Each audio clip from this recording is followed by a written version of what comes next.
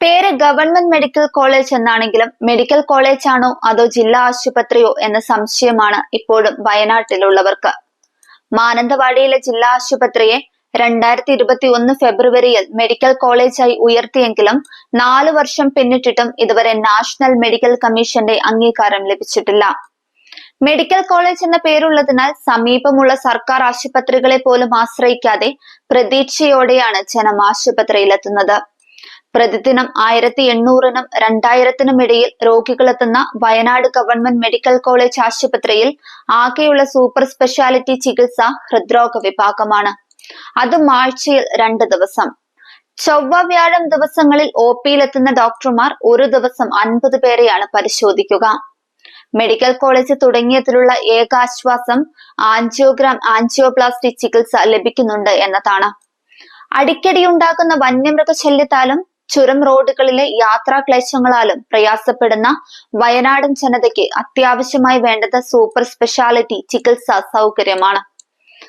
ആയിരക്കണക്കിന് പേർ ഡയാലിസിസിന് വിധേയമാക്കുന്ന ജില്ലയിലെ സർക്കാർ ആശുപത്രികളിൽ ഒരു നെഫ്രോളജിസ്റ്റിന്റെ തസ്തിക പോലുമില്ല.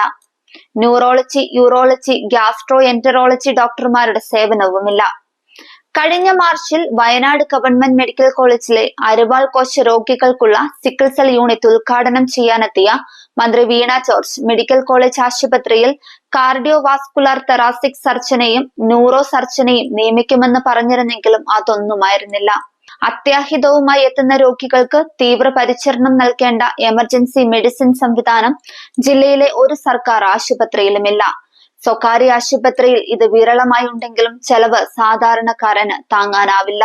തവിഞ്ഞാൽ ബോയ്സ് ടൗണിലുള്ള സ്ഥലത്ത് മെഡിക്കൽ കോളേജിനുള്ള അക്കാദമിക് കെട്ടിടം നിർമ്മിക്കാൻ പദ്ധതിയിട്ടിരുന്നെങ്കിലും സ്ഥലവുമായുള്ള തർക്കം കോടതിയിലെത്തിയതിനാൽ കെട്ടിടം നിർമ്മിക്കുന്നതിനുള്ള പ്രവർത്തനങ്ങൾ നടത്താൻ സാധിച്ചില്ല. നഴ്സിംഗ് കോളേജിൽ അധ്യയനം തുടങ്ങിയിട്ടുണ്ടെങ്കിലും സ്വന്തം കെട്ടിടം നിർമ്മിച്ചിട്ടില്ല.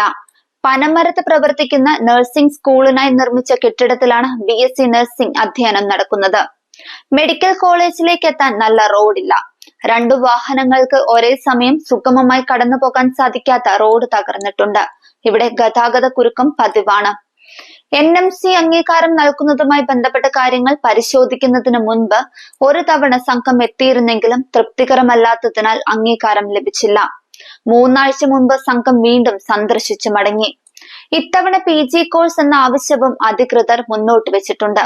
PG പ്രവേശനത്തിന് അനുമതി ലഭിച്ചതിനാൽ സൂപ്പർ സ്പെഷ്യാലിറ്റി ഡോക്ടർമാരുടെ സേവനം ലഭിക്കുമെന്ന പ്രതീക്ഷയിലാണ് വയനാട്ടുകാർ.